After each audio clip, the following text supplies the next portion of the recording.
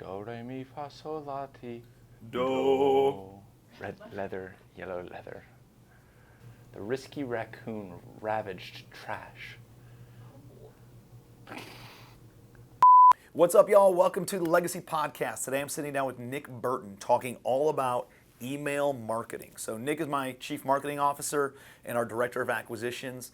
And I would say that we have acquired and sold over 6,000 apartments. And we've raised over $150 million of private money through two main marketing strategies. One being social media and another being email marketing. And we've talked about social media before, but we've never talked about email marketing. And so we're going to dive deep into the email marketing side of things today. And Nick has become a savant on email marketing. He understands warm email, he understands cold email, he understands what you can do, what you can't do, all these different ninja tricks that we've done that I'm not even aware of, and how we've grown an email marketing list into the hundreds and hundreds of thousands of emails that we utilize and we promote to on a weekly basis. So he's going to go through start to finish of exactly how we do it, so that way you can do it in your business too, to grow your outreach, grow your sales, grow your marketing, grow your database, grow your raising of private money, and all those different things that are going to help you grease the wheels for your business in 2025. So let's go sit down with Nick.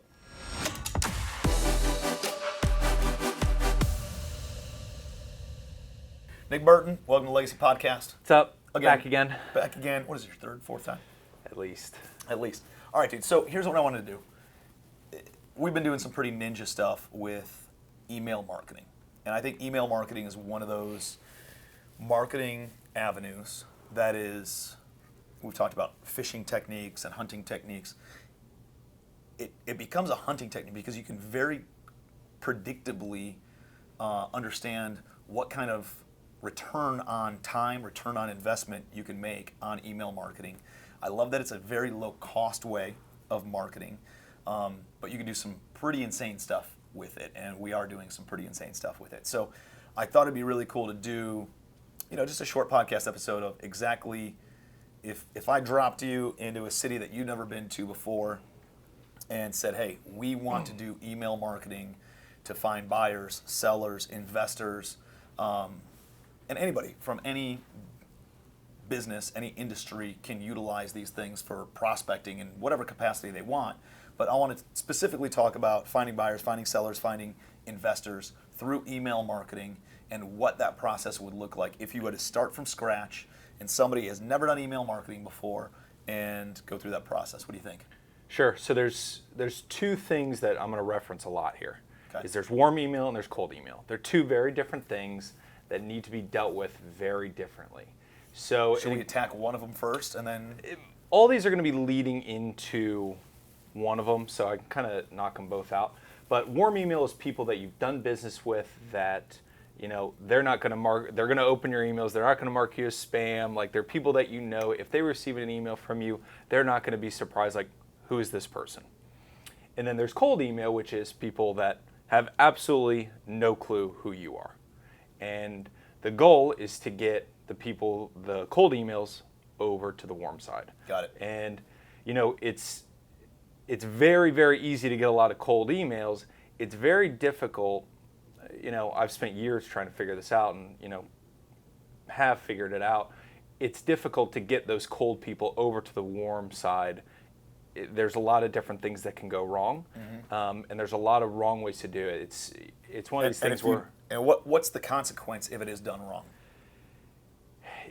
Well, if it's done really wrong, then you're hurting your own email address. If you're sending cold emails from your main email address at any kind of scale, if you do like 3 here, 3 there, you're not going to ruin anything. 3 emails or to 3 emails? People? Yeah, 3 emails to 3 different people, whatever. But if you go and you upload, you sign up for ActiveCampaign, which is a warm email service, and you upload 10,000 people that you've never met or talked to, and you send it to them, you're going to have trouble. In what way? Ultimately, what's going to happen? Your domain reputation, your email reputation, all of your emails will start going to spam, and could potentially get shut down by either Google and it'll basically your main domain, your main website will be screwed. dude. Which is not good. Which is not good. Very not good. So not only like it just will get pushed down. Nobody will ever open an email from it. Yeah. It won't be deliverable through all the different email Yeah. services, and you might as well just light it on fire. So Yeah. all right. So let's start at the 101 level. So Okay. remember going back in 2015, 2016, we would go to the local RIA events and we'd collect business cards and we'd go to a open house, or we would list one of our houses on a flip for sale, and all the realtors would come over and they'd drop their cards on the counter. And I remember collecting all those business cards, and eventually, dude, all I did is I put them in an Excel spreadsheet. I had first name, last name, phone number, email address, maybe some notes about where I met them or talked to them, and that was our first email list, right? And I had a couple hundred people on it, maybe up to 1,000 people on it over the course of collecting all these business cards over the course of years of everybody, realtors, brokers, contractors, real estate attorneys, real estate management companies, appraisers, like you name it. It was everybody in the real estate industry, vendors, and I just put them all on the list. And we would start firing out emails, just BCC on emails through Gmail. Yep. And from my personal Gmail account, I put you, I put to Nick, and then all the BCC would be everybody on that email list. I think you get capped at like 500 people on an email. Yeah. And then we would just say, hey, we're looking to buy apartment buildings. If you have any apartment buildings in the Cleveland, Ohio area, send them our way. And dude, with zero strategy other than that, we got a lot of deal flow from it, right? What do you think about that as an entry-level way to start your email marketing? Great. Those are what I would consider warm leads. Like they're people that, they gave you their card. It's a real email. It's written down. It's people you've done business with either through, Facebook or that have emailed you already. Those are warm emails. Granted, you haven't sent an email blast out to them. Those would be considered warm, and those are fine. I think everybody should do that. Yep, and that's good. That's good news. So we send out this email. We get some people that respond. There's not a lot of spam. There's not a lot of kickback or terminated emails. Maybe a little bit on that, but people are receiving them. There's not an unsubscribe. Are we breaking any laws on that front? No. I'm not an attorney, but I don't think so. I don't, Good disclaimer. I would say no. Those are people that gave you their email address for something. Okay. So even though it's multiple people on that email, then that's the case. And maybe they say unsubscribe me or whatever, and that's totally fine. You can just delete their email from that list. Typically, and just manually do that. Typically, the main thing with cold email, which is different from that, is with cold email, you don't even necessarily have to put an unsubscribe link. You just have to let people know how to get taken off that list. So like all my cold emails end with, hey, if you don't want an email from me ever again, just let me know. That still counts, I believe, as an unsubscribe or something like that. And you have to take them off. They have an option to get off the email list. Yes. Got it. Okay, so we've got this list of business cards, and we can warmly promote our services and share content and share a news article or whatever with those folks. Okay. Then, remember doing this? We had access to the MLS. Yeah. And we went into the MLS in Cleveland, Ohio, and you could search for a broker. And we just searched last name starting with an A. We just put A in, and it pulled up everybody with a last name starting in A. And then we did it for B and C, and it had everybody's phone number and everybody's email address. You could just export each letter. And we ripped all of it. And we added 15,000 people to our email list. Yeah, I wouldn't recommend doing that again, but that's kind of worked though. Yeah, it worked, but I think we had a couple issues after a little while, but that's an easy way to get 15,000 cold emails very easily now, that if I were to go back and redo it. But okay, so we wouldn't put that into our Excel spreadsheet and then shoot it through Gmail, No. right? So that's when we start getting into this cold email versus warm email.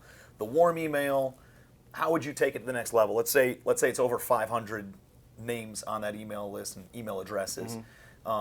What's a good email marketing service that we've used that we feel good about. I don't really feel good about recommending anything but ActiveCampaign. Okay. We've used GetResponse, SendGrid, MailChimp, HubSpot, probably 3 or 4 more.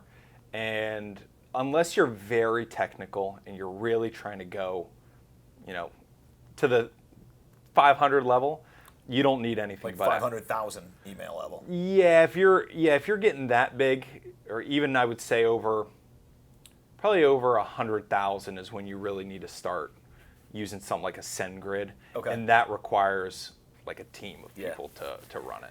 Okay, so ActiveCampaign is the dude, there's only a couple people that we know who have full-time businesses that do email marketing and they use SendGrid and stuff right. like that. ActiveCampaign's the cheapest, or not the cheapest, but it's just as best value, just right. as costly as Cost-effective. everything else. I think it's the easiest to use, and they're kind of the most forgiving if you run into any issues. Okay, so as somebody grows their warm email list, they can just upload those into their ActiveCampaign list, and it'll keep on dripping out emails, and that's where we send most of our stuff through. Yep.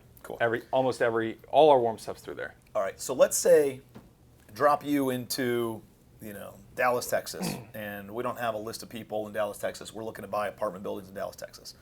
We're not. I'm just saying this.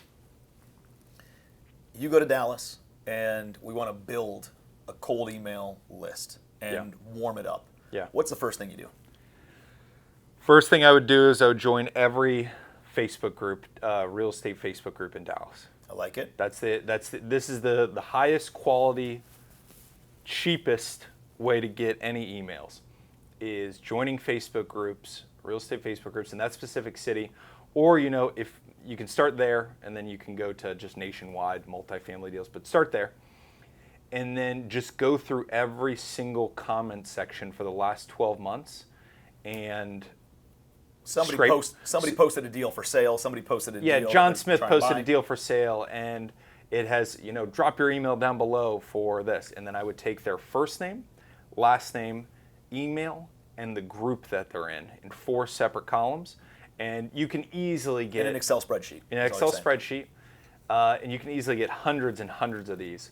But these are good emails. So I would take those first. This is your highest quality people. These are people that are actively investing, actively looking for deals in this area. Take all that. I would scrub that list through Never Bounce. I usually use Never Bounce. What does that do? It takes out the invalid emails. It's not perfect, but none of these services are perfect. It'll scrape it through, because if you were to go send out 10,000 emails and 3,000 of them bounced, that would be a huge issue. The 2 main issues with any cold email are bouncing and being reported as spam. Those are the 2 things that are going to screw you up. So if you can get rid of the bounces, great, or at least 99% of them, great. And then if you have a different way for them to unsubscribe without technically reporting you as spam, that gets rid of the other half. Yeah. So solves half the problem on one. And I would scrub that list through Never Bounce, and then I would take them over to Instantly.AI and start a cold email campaign. Instantly.AI now has a done for you setup. Super cheap. I want to say it's like, to set up 10 different domains, I'll talk a little bit more about this, but it's like $200 or something. It's nothing. And then I don't know what it is. Plus you got to buy the domains. That's actually included in that initial $200. Wow.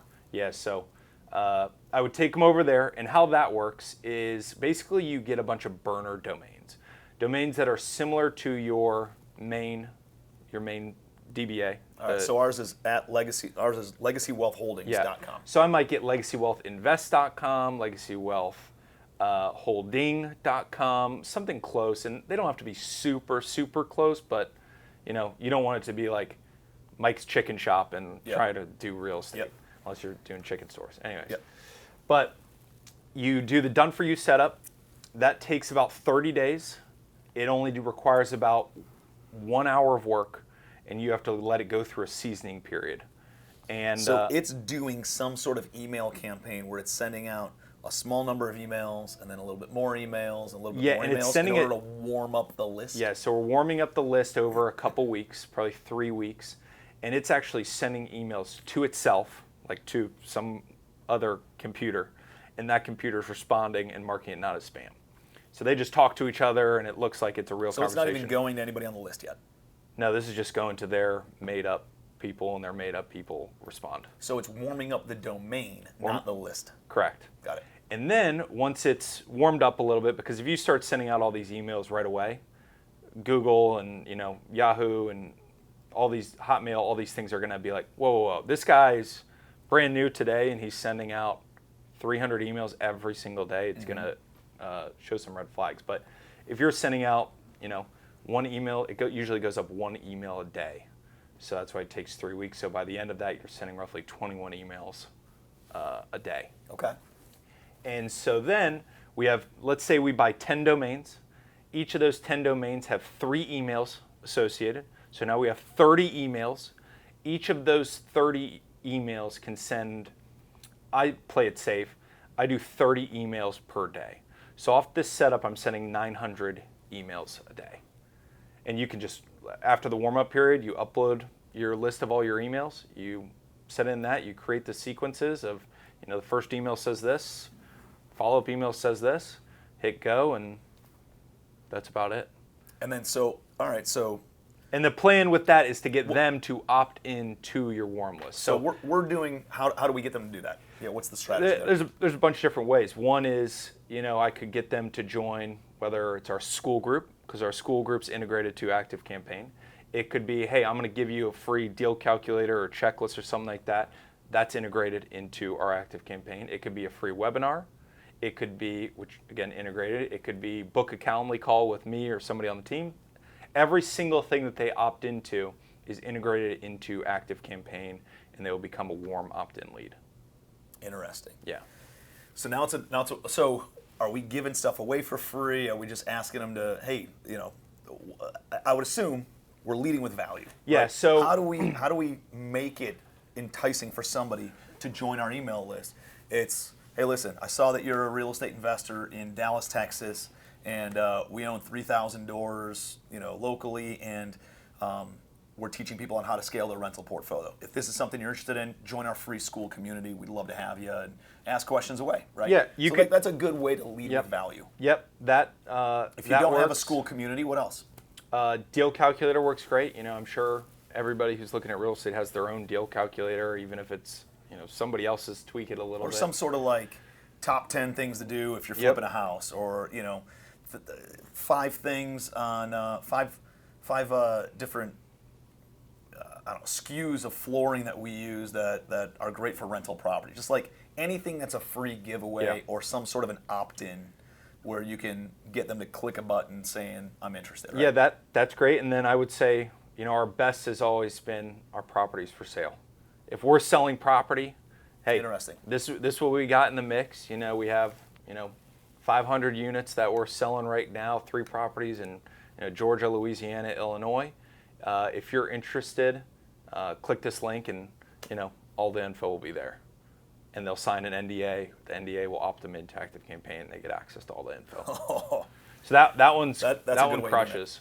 And you just since we're using these burner domains, if for some reason one got too many bounces or too many spams, it just goes poof up in smoke, and you just get another one. And if you want. swap it out with something else. Yeah, you just get another one. So like for instance, what we're doing is we're looking to sell a bunch of properties that we have in Louisiana. Yeah. So we've gone to Louisiana and scraped lists of real estate owners in Louisiana, put them into the cold campaign, and then we're shooting out messages to them saying we're looking to sell a 100-unit apartment complex, 130-unit apartment complex in Louisiana.